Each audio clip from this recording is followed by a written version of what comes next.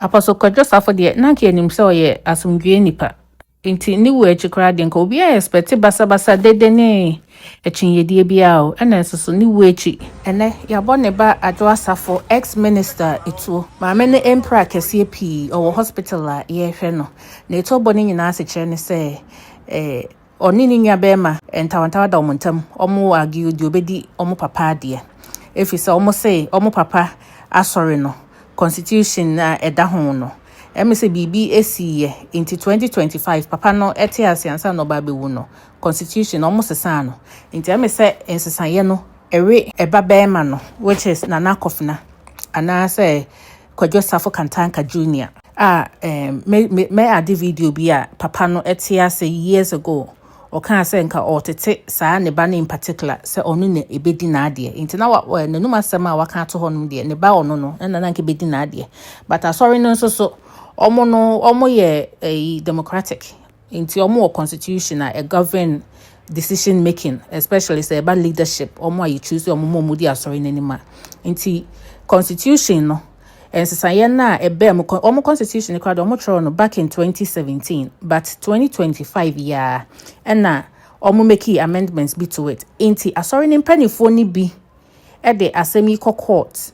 enra 20th June say omo per say court edi asem no mo say because of change na yaye o constitution no munti no Kwadwo Safo kantanka junior ontimi endi ne papa de na constitution ankasa ne de minim ensesaye na ebe mu no ene adekro na ewe Kwadwo Safo kantanka say oye na akofna efise ene Sunday 21st June ye de nesi ade so ye not na akonwa so o ma ya amamre na ewo ho ni nyina edinesi ade so nti say oye na akofna ena say ono ena di Kristo asafo anim bia enkopem say asem no ebekọ trial la judge ebebu abono edia na nti sa dia say not na akonwa so o ma ya ceremony ni nyina me di videos ni nyina ebeto aso na wankasa odi wani ahwebi enti say bia wote si abo ex minister Adwoa Safo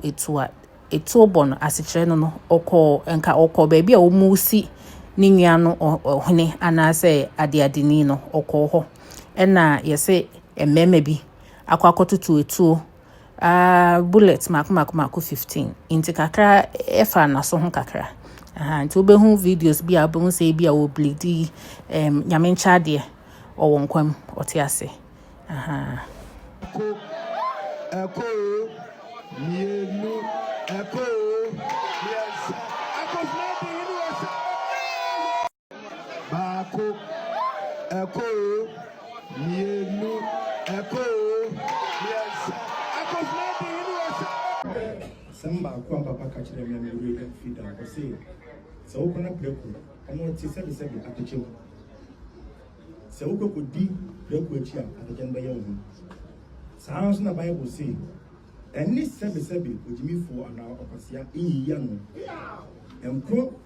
se we bodam ni na wo adware na bodam ni ba no be fa ontuma edekwa na wo so edi na chi a obi ahu mu a hwan na bodam mesra mo enkabom odo eno ni ade a papa yi edete na sorry meta mo chi onso mo nta machi Mompa Yansman. Papa Tiasino, sorry, in Samba.